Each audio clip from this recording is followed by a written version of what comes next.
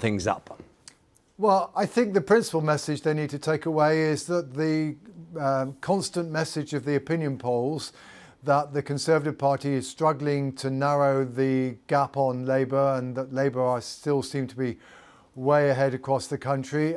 These local ballot boxes suggest that that broad message is still correct. Now, of course, it's true the Conservatives were defending a very high baseline, so we inevitably were talking about how big the losses will be. Would they just be ones that suggest at least there was progress on last year, or whether it would suggest that there wasn't much progress at all? And unfortunately for them, the answer is the latter. Indeed, actually, on the detailed voting figures we've got so far, we've only got around a third of them.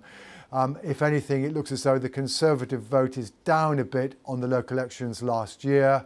And that, that together with the Blackpool South by-election, which was the third biggest swing from Conservative to Labour in post-war electoral history. We've now had 5 parliamentary by-elections with swings of over 20% from Conservative to Labour.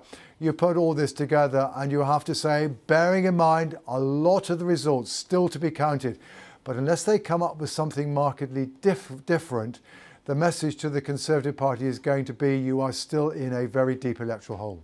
And John, just focus in a little bit more, again, for people who are just joining us this morning, Blackpool South, that result declared, I think it was just after 5 o'clock, wasn't it, this morning? Yeah. And just take us through the significance of the swing there. You mentioned it enters the record books in a way the Conservatives wouldn't like, but there are other elements to that vote which have interest in relation to reform, for example. Yes, just take us through that. And indeed, what we're going to talk about is also relevant to the local election. So basically, the Reform Party got nearly 17% of the vote. They almost took second place from the Conservatives.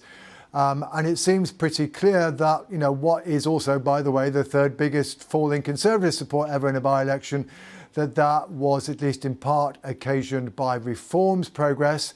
This is Reform's best performance in a parliamentary by-election yet, although one has to say it's still not on a par with the kinds of by-election performances that UKIP, the previous standard bearer of the Eurosceptic cause, were gaining in the 2010 to 2015 Parliament.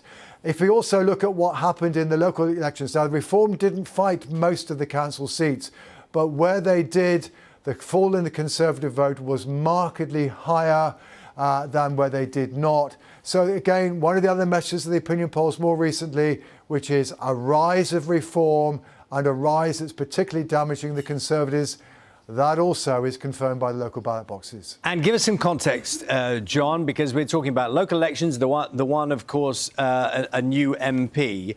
But to what extent does this translate into general election, which will be coming in the relatively near future? Well, what local elections do is they give you a vision in real votes of where the country is at now.